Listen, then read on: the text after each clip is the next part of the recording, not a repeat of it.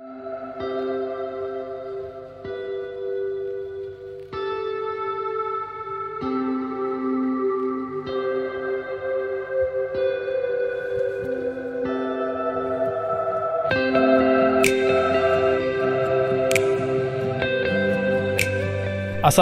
warahmatullahi wabarakatuh. Salam sejahtera bagi kita semua. Shalom, Om Swastiastu, Namo Buddhaya, dan salam kebajikan. Dewan Juri yang terhormat, kami dari Delegasi Institut Pemerintah Dalam Negeri, Kampus Nusa Tenggara Barat, bertindak sebagai tim pro pada mosi perdebatan kali ini. Saya, Nindya Praja W. Tanpa Hidayat, selaku pembicara pertama. Di samping kanan saya, Nindya Praja Firman Maulana selaku pembicara kedua, dan di samping kiri saya, Nindya Wanita Praja Dita Nurasana selaku pembicara ketiga. Bhinneka Nara Eka Bakti, Praja! Restitutio in integrum, kekacauan dalam masyarakat haruslah dipulihkan pada keadaan semula. Assalamualaikum warahmatullahi wabarakatuh. Salam sejahtera bagi kita semua. Shalom, Om Swastiastu, Namo Buddhaya, dan salam kebajikan. Dewa Juri yang terhormat, serta para pemerhati konstitusi yang amat kami banggakan, untuk pertama kalinya sebelum kami masuk ke dalam ranah argumentasi kami, maka izinkanlah saya mengatakan secara tegas, lugas, dan mantap bahwa kami setuju dengan mosi perdebatan kita kali ini. Namun sebelum jauh melangkah pada mosi perdebatan kali ini mengenai pelaksanaan pilkada serentak 2020 di era normal, maka perlu diketahui bersama lahirnya duduk pembahasan pada mosi perdebatan kita kali ini. Dewa Juri yang terhormat, salah satu unsur negara demokrasi adalah pergantian pemimpin secara teratur. Hal ini menurut Henry B. Ramayo dalam bukunya Introduction to the Democratic Theory. Hal ini berarti sebagai negara demokrasi, maka dibutuhkannya pemimpin yang diharapkan mampu mengarahkan rakyatnya jauh lebih ke depannya. Adapun kaitannya dengan pilkada serentak 2020, namun dengan keadaan yang terjadi saat ini, hal ini sebenarnya meningkatkan progresivitas terhadap pencegahan terhadap positif COVID-19. Sebab diinginkan bahwa pasca pilkada, para calon pemimpin terpilih akan mengeluarkan kebijakan atau regulasi yang benar-benar akan mesejahterakan rakyat menghadapi keadaan ini. Adapun alasan mengapa kami sangat setuju terhadap mosi perdebatan kita kali ini, maka kemudian kami konstruksikan menjadi 3 argumentasi berpikir kami secara historis, filosofis, dan yuridis. Serta kemudian akan kami berikan satu solusi dan satu rekomendasi. Secara historis, telah kita ketahui bersama, pandemi COVID-19 yang telah terjadi sampai saat ini mengakibatkan krisis hingga mengganggu stabilitas negara di berbagai sektor, hingga terhambatnya beberapa agenda-agenda besar di dalam negeri. Hal ini tidaklah jauh berbeda ketika pemilu tahun 1955. Saat itu terjadi gejolak ideologi hingga pemberontakan di mana-mana, namun masih mampu menjadikannya sebagai pemilu terbaik sepanjang sejarah. Justru dengan adanya pilkada serentak ini diyakinkan mampu untuk memperbaiki stabilitas negara ke depannya. Kemudian secara filosofis, Indonesia adalah negara demokrasi, maka untuk membuat demokrasi berjalan secara benar, perlu adanya konsistensi serta partisipasi masyarakat mengingat kebutuhan bangsa saat ini adalah adanya seorang pemimpin yang mampu mengeluarkan rakyatnya keluar dari kondisi COVID-19 ini. Saat ini masyarakat perlu untuk menjadikan demokrasi sebagai suatu kebutuhan pokok, mengingat di berbagai sektor stabilitas telah terganggu. Di samping untuk mendapatkan seorang kepala daerah untuk memperbaiki keadaan sekarang, pun juga agar dapat menjamin hak konstitusional sebagai warga negara. Dewan Juri yang terhormat, kemudian argumentasi kami yang ketiga yakni secara yuridis. Telah dikatakan secara ekstensif mengenai pergantian seorang kepala daerah yang telah berakhir masa jabatannya dalam Undang-Undang Nomor 10 Tahun 2016, yakni pemilihan umum dilaksanakan setiap 5 tahun sekali secara serentak di seluruh negara kesatuan Republik Indonesia. Kemudian dalam segi demokrasi, peraturan pemerintah pengganti Undang-Undang Nomor 2 Tahun 2020 dibentuk karena ada krisis demokrasi atau darurat demokrasi yang sangat mendesak.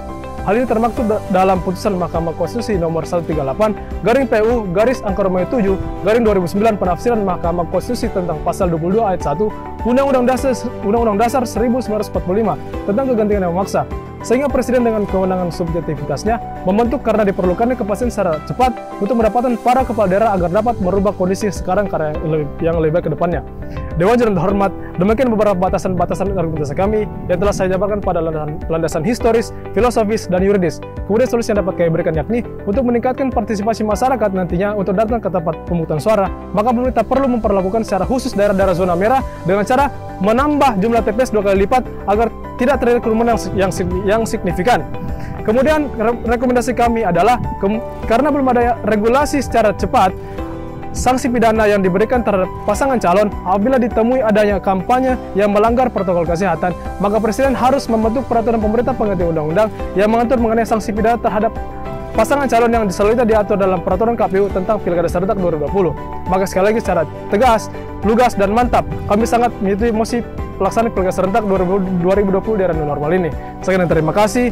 Bhinneka Nara Eka Bakti, salam konstitusi. Bukan aku atau kamu, bukan pemerintah atau rakyat, tapi kita Indonesia. Pilkada 2020 pada hakikatnya ialah untuk mensejahterakan bangsa. Namun pemerintah tak mampu sendiri, butuh bantuan tangan dari kita, masyarakat bangsa.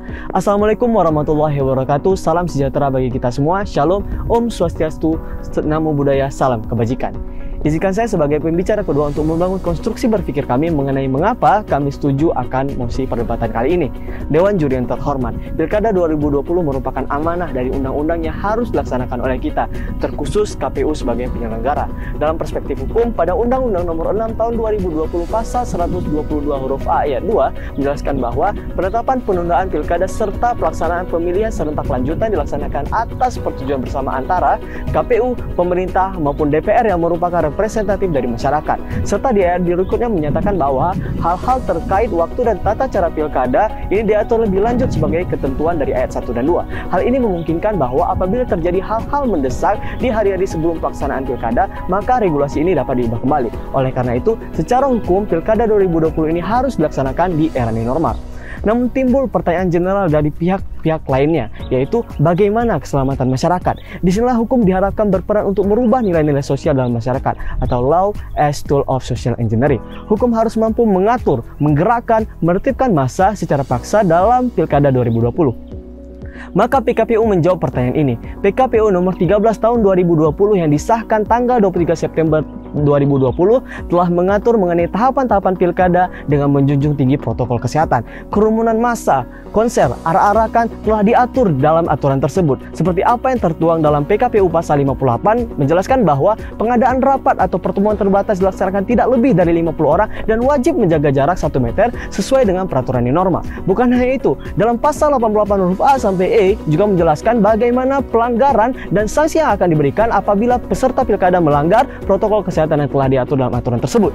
Walaupun seluruh sanksi bersifat administratif, namun hal ini telah menunjukkan keseriusan KPU sebagai penyelenggara dalam menyukseskan pilkada kali ini.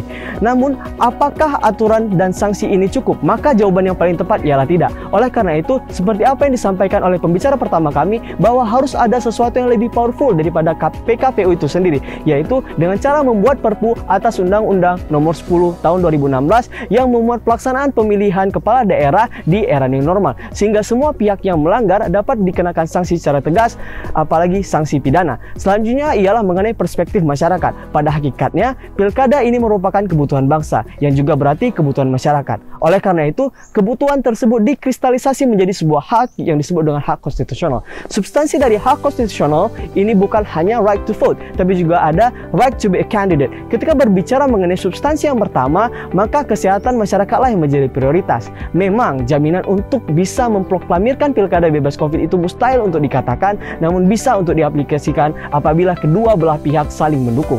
Mengapa masyarakat harus percaya? Karena pemerintah telah berusaha semaksimal mungkin untuk menciptakan kondisivitas terhadap masyarakat untuk menangani penyebaran yang disebabkan oleh tahapan-tahapan pilkada, terbukti dengan regulasi-regulasi yang saya sampaikan di atas. Dan masyarakat juga harus percaya bahwa pilkada ini sama dibutuhkannya seperti kita membutuhkan dibukanya tempat-tempat pembelanjaan, tempat-tempat wisata, dan lain sebagainya.